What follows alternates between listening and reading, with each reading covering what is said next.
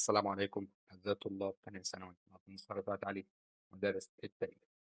النهاردة ثالث جزء معانا في درس حضارات شبه الجزيرة العربية قبل ظهور الإسلام. أنا عارف إن الدرس طول 3 أجزاء، لكن الدرس مش طويل، لأن يعني أنا مقسمه على 3 مرات علشان يبقى سهل لحضرتك. مش عايز إن أنت تفتح الفيديو على مرة واحدة وتوقف وترجع، لا، أنا مقسمه على كل مرة نص ساعة، يكون أفضل وأنسب لحضرتك. وبعد إذن حضرتك، لو أنت ما راجعتش الدروس اللي فاتت، افتح القناة وافتح الفيديوهات وراجعها. خلاص، راجع لي الفيديوهات اللي فاتت عشان الدرس ده مرتبط بالفيديوهات اللي فاتت. وقبل ما نبدأ الحصة بتاعتنا، مش عايزك بس تنسى تعمل لايك وشير وسبسكرايب للقناة. خلاص، وعايزين ندعي لأهلنا في غزة، ربنا يقويهم ويصبرهم على اللي هم فيه. خلاص، كالعادة نبدأ بالدعاء بتاعنا: رب اشرح لي صدري ويسر لي أمري واحلل عقدة من لساني يفقهوا قولي. ولا ننسى الصلاة على النبي محمد صلى الله عليه وسلم. يلا بينا نبدأ الفيديو بتاعنا. بس بعد إذن حضرتك عايزك تركز معايا في حصة النهاردة. الحصة بتاعت النهاردة مهمة جدا. أنا غيرت، بدل ما كنت أكتب على السبورة خليتها تبقى قدامك الشاشة بتاعتي، الشاشة بتاعت الكتاب. كده أفضل وأريح لي وأريح. خلاص، فبعد إذن حضرتك تركز معايا في الحصة. محتوى الحصة عامة سهل جدا، مش في أي حاجة صعبة. النهاردة الحصة هتبقى خفيفة. إحنا آخر مرة وقفنا عند الحياة الاقتصادية، خدنا الحياة الاقتصادية وخدنا الحياة السياسية والحياة الدينية. النهارده ناخد الحياة الفكرية ولا علمية. الحياة الفكرية وإيه ولا علمية. بيقول لك: تمتع العرب قبل الإسلام بموروث فكري وعلمي في عديد من المجالات. يعني العرب كان عندهم علوم في عديد من المجالات، وهنعرف إيه المجالات دي. أول مجال معايا يا رجالة هو مجال الأدب. مجال إيه يا مستر؟ الأدب. بيقول لك: اشتهر العرب بالشعر والخطابة، فلم تكن الأسواق للتجارة فقط. الأسواق عندهم ما كانتش للتجارة، ما كانش البيع والشراء بس، كان فيها بيع وشراء بس، ما كانتش للبيع والشراء برضه بس. ضافوا عليها مسابقات بين الشعراء. يعني كل شاعرين يقفوا قصاد بعض ويعملوا مسابقة مثلا على 1000 دينار. يعملوا مسابقة على إيه؟ على 1000 دينار. وأحسن شعر بياخد المسابقة. يبقى تاني بيقول لك: اشتهر العرب بالشعر والخطابة، فلم تكن الأسواق للتجارة فقط، بل كانت ميدانا للتنافس الشعراء والخطباء. زي ما أنا قلت لك، كان في شاعرين يقفوا قصاد بعض، والأفضل شعرا ياخد هو الجايزة. خلاص، يبقى كان في تنافس في الشعر بالأدب. ومن أشهر شعراء العرب النابغة الزبياني. النابغة يا رجالة الزبياني. النابغة الزبياني ده كان من أشهر شعراء العرب. كان بيعمل شعر، أنت لو قريت شعره هتنبهر بالمعنى الحرفي. هتنبهر. النابغة الزبياني. خلاص، يبقى تاني اشتهر العرب بالأدب. كان عندهم شعر، كان عندهم خطابة. ولم تكن الأسواق مركزا للتجارة فقط، لا، كانت مركزا ثقافيا. انت بتقول لي ازاي كانت مركزا ثقافيا يا مستر؟ ولا كان في تنافس بين الشعراء، كان في منافسة بين الشعراء. طب تعالى نحل السؤال. بيقول لك: لعبت الأسواق عند العرب قبل الإسلام دورا سياسيا واقتصاديا. هو السوق هيبقى فيه سياسة؟ لا طبعا، يبقى أول إجابة معايا غلط. طب سياسيا واجتماعيا؟ سياسيا برضو غلط، مفيش سياسة. طب عسكريا واقتصاديا؟ هي اقتصاديا تنفع لكن ما ينفعش عسكريا. طب اقتصاديا وثقافيا؟ هي اقتصاديا وثقافيا. اقتصاديا من حيث البيع والشراء، وثقافيا تنافس الشعراء. يبقى الإجابة رقم ب. طب نخش على تاني حاجة مع احنا خدنا ايه؟ الأدب. نخش على العلوم. نخش على ايه يا رجالة؟ على العلوم. بيقول لك: ظهرت بعض العلوم في بلاد العرب، خاصة ركز معايا في الشمال. خاصة فين يا رجالة؟ في الشمال. هيجي لك سؤال يقول لك: اشتهرت بلاد العرب بالعلوم خاصة في الجنوب. صح ولا غلط؟ هتبقى غلط، هتبقى الإجابة في الشمال. هتبقى الإجابة فين؟ في الشمال.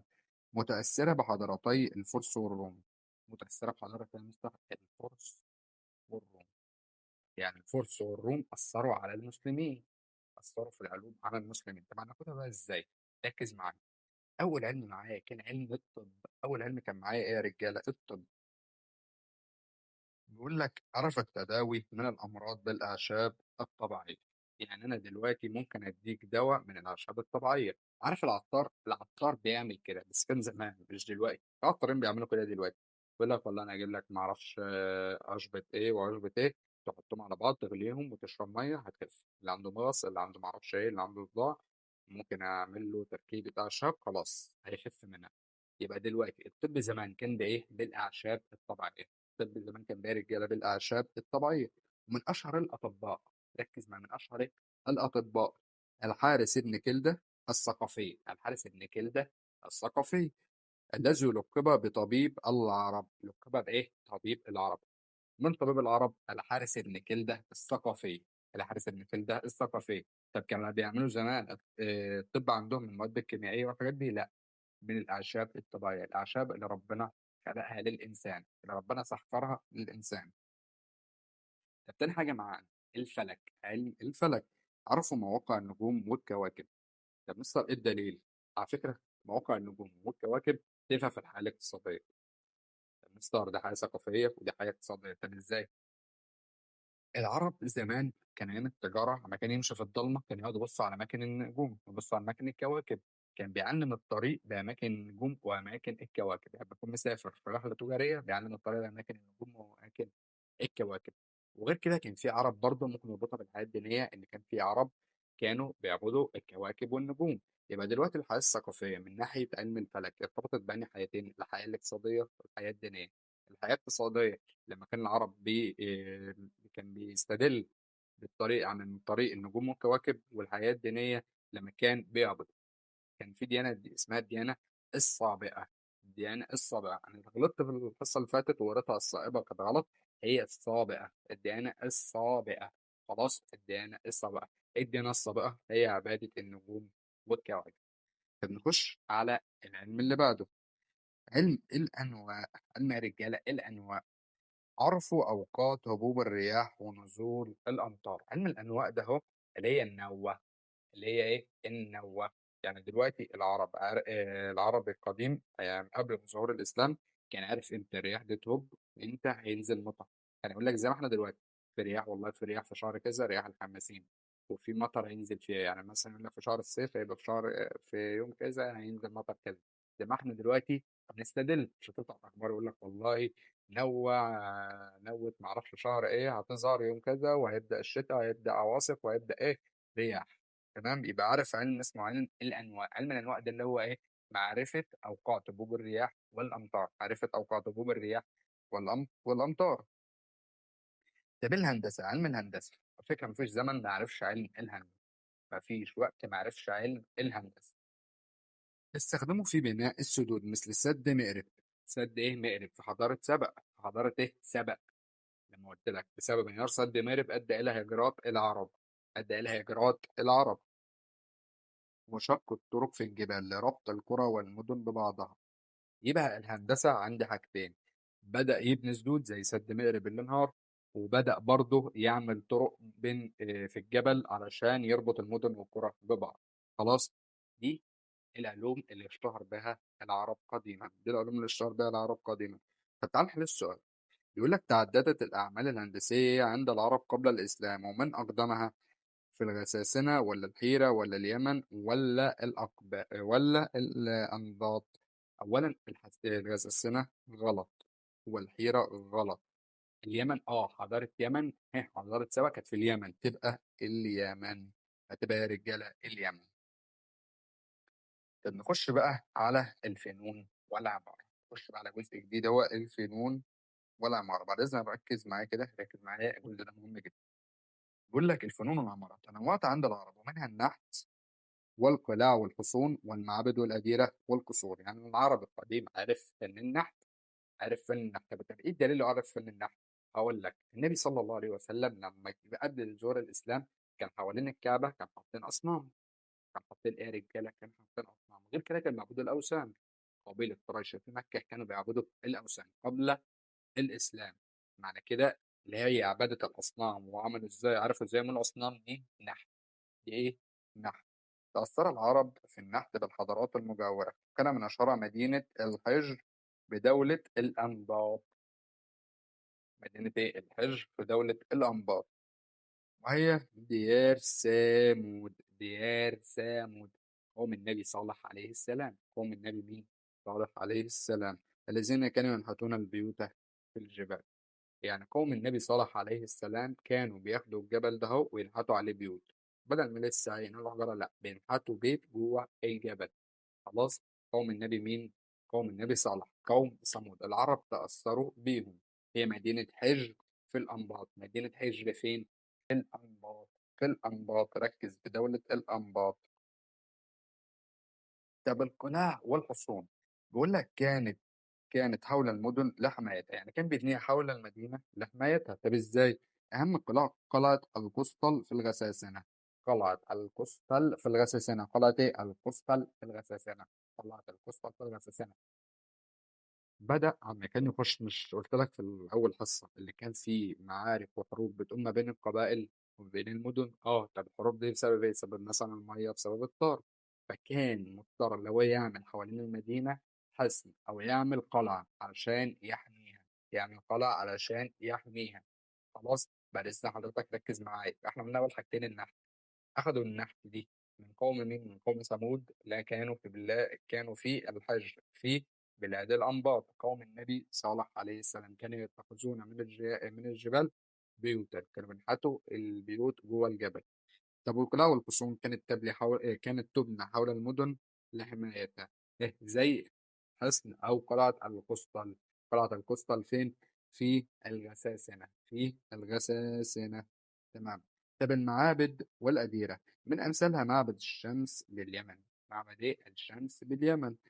ودير هند بنت النعمان بالحيرة. هند بنت النعمان بالحيرة. وكنيسة الراصفة أو الرصافة بالغساسنة.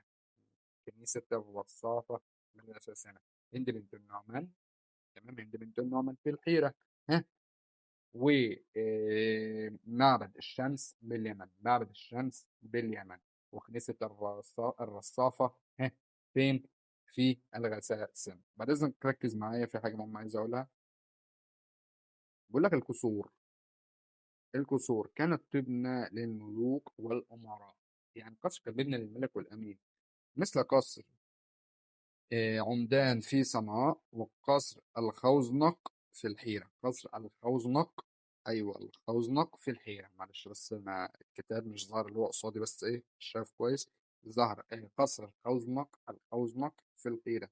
وقصر المشتى في الغساسنة. وقصر المشتى في الغساسنة. معلش بس والله العظيم مش شايف الكتاب بس كويس يعني.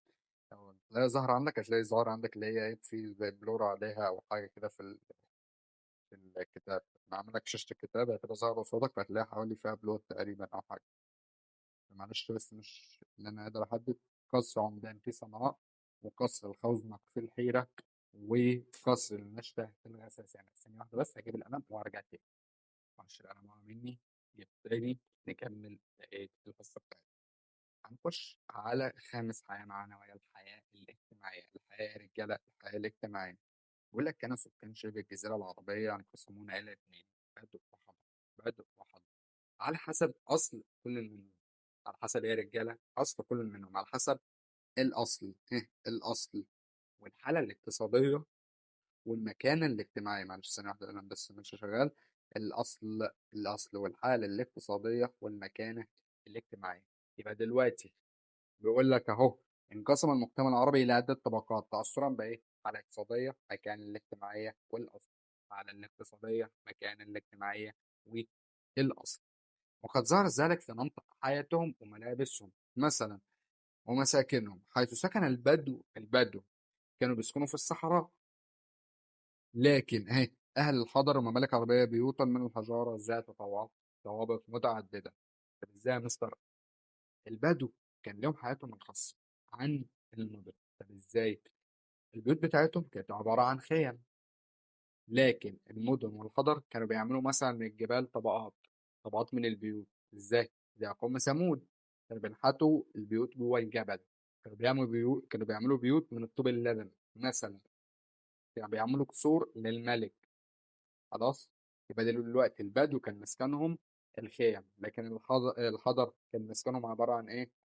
بيوت داخل الجبل، أو بيعملوا بيوت من طوب اللبن، أو بيعملوا قصور للملك، أو بيعملوا قصور للملك.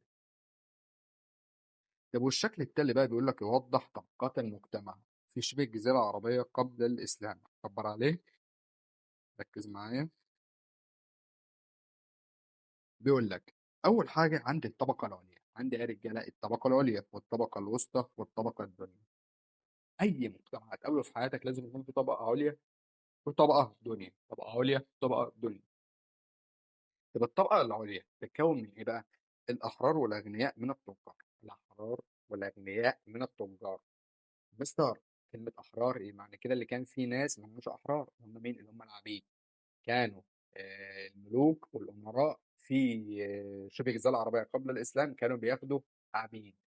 الإسلام إجا لغى النظام ده، قال ما فيش حاجة اسمها عبيد، ما فيش حاجة اسمها عبد، ما فيش حاجة اسمها عبد عند حد، لأ، أنت عبد لله سبحانه وتعالى. يبقى ركّز معايا تاني، أول حاجة كانت الأحرار والأغنياء من التُجّار، وأصحاب الأراضي الزراعية والمراعي الواسعة. دي الطبقة إيه؟ العُليا، دي الطبقة العُليا. ده ما فيهاش ملوك ولا فيها رئيس، لأ، ما فيش حاجة اسمها كده. شبه الجزيرة العربية قبل ظهور الإسلام ما كانش لسه في ملك ولا كان في أمير ولا في أي حاجة، لأ ده كان في أغنياء وكان في أحرار والذين يمتلكون الأراضي، الذين يمتلكون الأراضي الواسعة. الطبقة الوسطى هتبقى عبارة عن مين؟ هتبقى عبارة عن صغار التجار، صغار إيه؟ التجار، يعني تاجر بس لسه تاجر إيه؟ لسه بادئ، لسه تاجر صغير، لسه معهوش اللي هو المال، رأس المال اللي هو كبر المصلحة بتاعته تبقى كبيرة. خلاص يبقى تاجر صغير، تاجر إيه يا رجالة؟ تاجر صغير. وفي أصحاب الحرف، أصحاب الحرف ده مثلًا يقول لك والله ده نجار، يقول لك ده لسه بيتعلم الري، ده لسه بيتعلم الزراعة، كده. وعلى فكرة عايز أقول لك على حاجة، النجارة كانت موجودة حتى في شبه الجزيرة العربية، وإزاي إزاي النجارة كانت موجودة في شبه الجزيرة العربية؟ هاقول لك إزاي، هو نبي الله نوح بنى السفينة إزاي؟ مش دي نجارة؟ دي كانت موجودة قبل حتى ظهور الإسلام. وملاك الأراضي الزراعية المحدودة، يعني إيه مستر ملاك الأراضي الزراعية المحدودة؟ يعني أنا دلوقتي عندي والله حتة أرض زراعية مساحتها مثلا 100 متر، عندي مساحتها والله نص فدان، دي بقى إيه؟ لسه أراضي زراعية محدودة، ما عندوش أراضي كتير. خلاص عنده حتة أرض كده بيقول لك عندي حتة أرض إيه؟ بسترزق منها. لكن يقول لك اللي عنده أراضي واسعة وكبيرة تبقى طبقة العليا، الطبقة العليا. طب والطبقة الدنيا هتبقى عبارة عن مين؟ فقراء، موالي أو الأتباع، ولا عبيد؟ مستر هو في فرق بين الموالي والأتباع والعبيد؟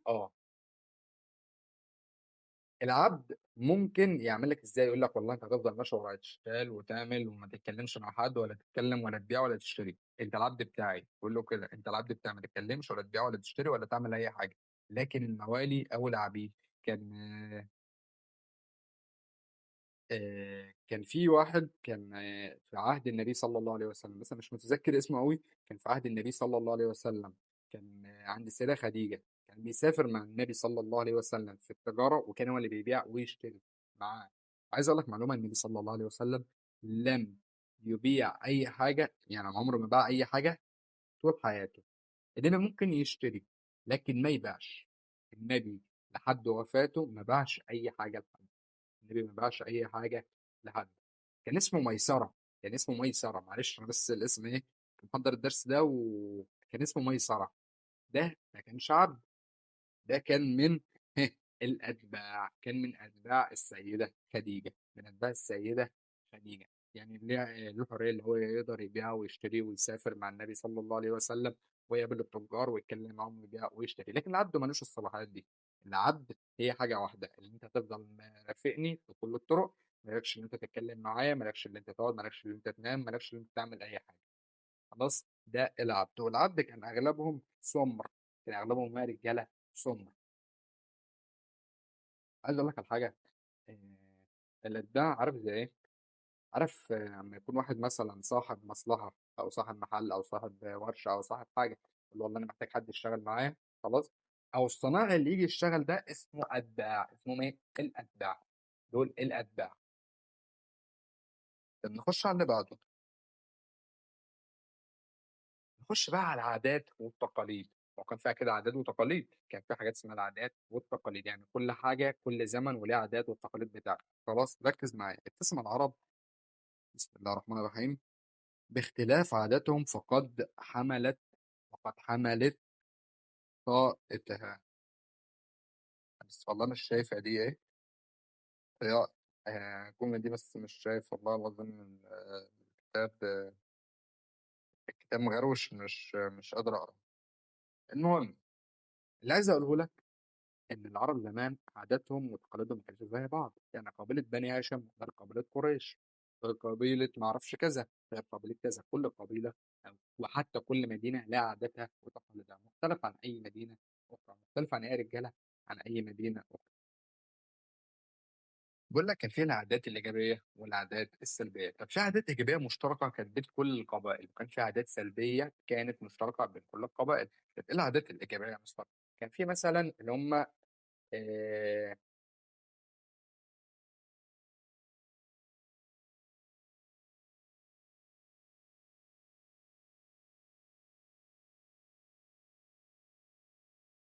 نخش على تاني حاجة معانا، العادات والتقاليد. كل قبيلة كان لها عاداتها وتقاليدها.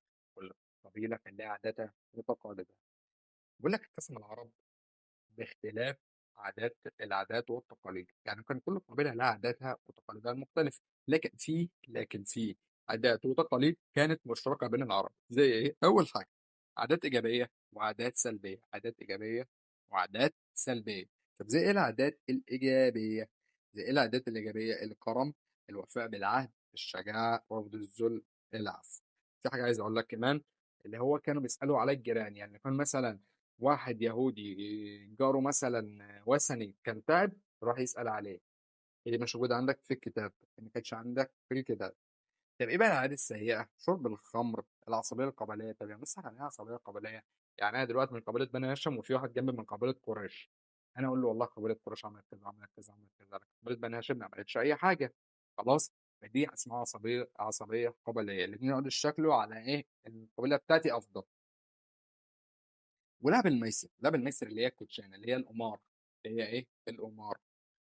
والاغاره على طريق القوافل. ان هي مثل الاغاره على طريق القوافل. يعني لو في قافله جايه مثلا هتروح من مكه للمدينه، يطلع اهل البدو يوقفوها وياخدوا الحاجات اللي فيها، ياخدوا الموارد اللي فيها. زي ايه؟ زي قطاع الطرق بالظبط. طرق كانوا قطاع طرق. وكان في الاخذ بالصقر. كان عندهم حكايه الطار زي ما موجوده في الصعيد. واهم عاده وقد البنات. هقول لك مثال. كان سيدنا عمر بن الخطاب رحمه الله عليه ورضي الله عنه، كان وقد بنته قبل ما يأسلم. كان خلف بنت وجابها وحفر كده حفرة وحطها فيها وادفنها. لا، مصر كانوا بيعملوا كده. كانوا مفكرين لما البنات هتكبر هتجيب لهم العار. لما البنات هتكبر هتجيب لهم العار. فكانوا يخافوا على الموضوع ده جدا. يقول لك لا، مش السنة لما البنت تكبر وتجيب لي العار وتشان امهم، لا، انا هوئدها وهي حيه وهي لسه طفله صغيره، انا هموتها. كان سيدنا عمر رضي الله عنه كان قتل بنته وهي صغيره. وكتب على فكره بعد ما اسلم كان ندمان جدا جدا على الحكايه دي. كان بيقول للصحابه ان انا يعني بنته مسكت وشه كده قبل ما يموت، بص في عينها وهي بصت في عينه، وكان زعلان. كان زعلان ان هو بيدفنها. خلاص. يبقى كانت اهم عاده وقت البنات. لو انت حفظت من كل واحده ثلاثه يبقى افضل. مش عايزك تحفظهم كلهم، بس عايزك تعرف. ركز معايا. اخر حاجه معايا في الدرس المراه العربيه ودورها في المجتمع. تعرف قبل ما ابدا بس عايز اقول مثال عن المراه. السيده خديجه رضي الله عنها زوجة النبي محمد صلى الله عليه وسلم، صلى على النبي. كانت المرأة قبل الإسلام كان لها دورا مهما في شبه الجزيرة العربية، بالإضافة إلى دورها ومسؤولياتها. بوصفها أما كانت هي الأم. كانت مسؤولة عن الأطفال الصغار. كانت الأم مسؤولة عن أولادها، ومسؤولة عن بيتها، ومسؤولة عن جوزها. لكن كان في بعض الحالات المختلفة. زي مين؟ زي السيدة خديجة رضي الله عنها. السيدة خديجة كانت من أغنى أغنياء قريش. كان أغنى أغنياء قريش، وكان لها تجارة كبيرة جدا. والدليل إن النبي صلى الله عليه وسلم كان شغال معها. عملت بغزل صوف الغنم وأوبار الإبل. مستر يعني إيه غزل صوف الغنم وأوبار أو أوبار وأوبار الإبل؟ يعني إيه يا مستر؟ يعني جلد الجمل والصوف بتاع الغنم كانوا بيعملوه إيه؟ اللي هو الغزل والنسيج. بيعملوه إيه الغزل والنسيج؟ كان دور اجتماعي. وشاركت أحيانا في المعارك. شاركت في إيه؟ في المعارك. طب إزاي المرأة تخش في معركة تمسك سيف وتروح تحارب؟ لا، كان زمان الرجالة عشان يتحفزوا، عشان يتخلصوا من العدو اللي قصادهم، كانوا يجيبوا النساء بتاعتهم، نساء القبيلة، يخلوهم يشجعوهم في المعركة. أما الراجل يبص على زوجته وبنته أو أمه، كان يعمل إيه؟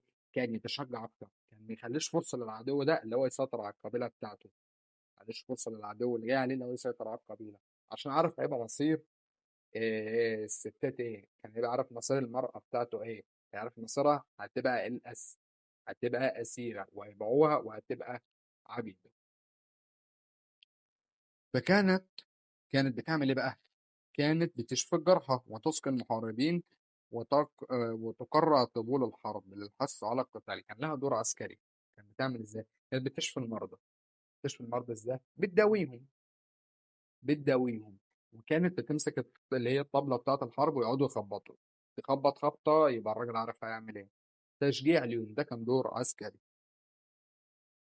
بقول لك بقى اللي انا قلت لك في اول الحصة خالص، حظيت بعض النساء بمكانة عالية في المجتمع مثل السيدة خديجة. وفي واحدة بقى تانية، الملكة الملكة بلقيس ها، أيام سيدنا سليمان عليه السلام.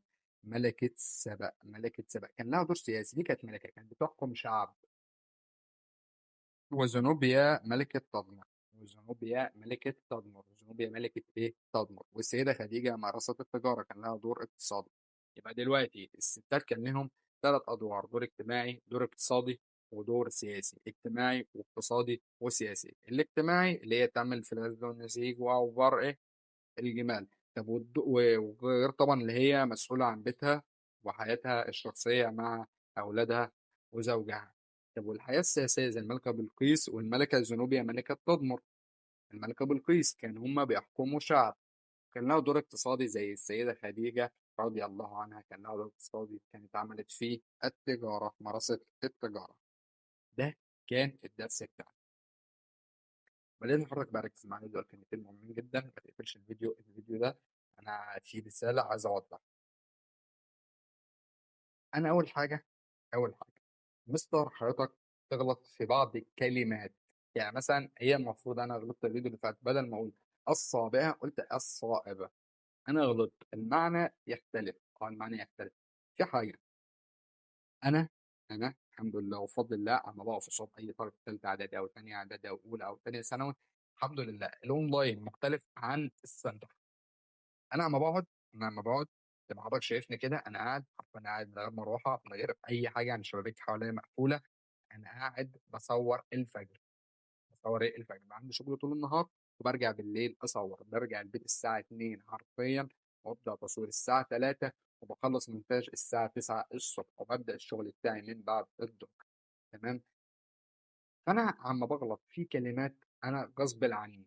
ده اعذرني. انا دلوقتي انا قاعد حرفيا انا نايم، بس انا خدت عهد مع نفسي واخدت قرار اللي انا لازم اعمله. العهد اللي انا اخدته مع نفسي اللي انا هنزل فيديوهات، حتى لو انا معايا 10 مشتركين، بس معايا مشترك واحد هنزل فيديوهات لعل وعسى واحد بس يستفاد مني. النبي كان بيقول صلى الله عليه وسلم، يعني بالمعنى كده، بالمعنى العامية بتاعنا، الراجل لما يموت هينقطع عمله عن ثلاث حاجات: الصدقة، ولد صالح يدعو له، وعلما ينتفع به الناس. علما ينتفع به الناس. يعني الراجل لما يموت في ثلاث حاجات هيفضلوا مستمرين معاه في الحسنات حتى بعد ما يموت. أول حاجة الصدقة اللي يعملها، مثلا عمل كوباية مية. وتاني حاجة ولد صالح يدعو له. يعني ابني مثلا يعني بعد ما أموت بعد عمر طويل إن شاء الله كده وأبقى أخلف وأتجوز، ابني لو دعا علي أنا وأنا ميت، دعا علي يعني ربنا يرحمني، ربنا يغفر لي كده، أنا هاخد حسنات. أنا خلفت ولد صالح. لكن لو ابني دعا عليا أنا هاخد سيئات. طب لو انا دلوقتي اديت علم ينتفع به الناس، يعني عملت علم، قدمت محتوى لواحد بس، حتى ولو لواحد بس، وانتفع به، يوم القيامة ربنا يسألنا عليه، وهيسأله انت استفدت فعلا بده؟ ان شاء الله يقول اه. يبقى انا دلوقتي خدت ثواب كبير. فبعد اذن حضرتك قدر ان انا بعمله. انا مش عايز اقول لك تشترك في القناه، مش عايز اقول لك تفعل زر الجرس والحاجات دي كلها، مش عايز كل ده.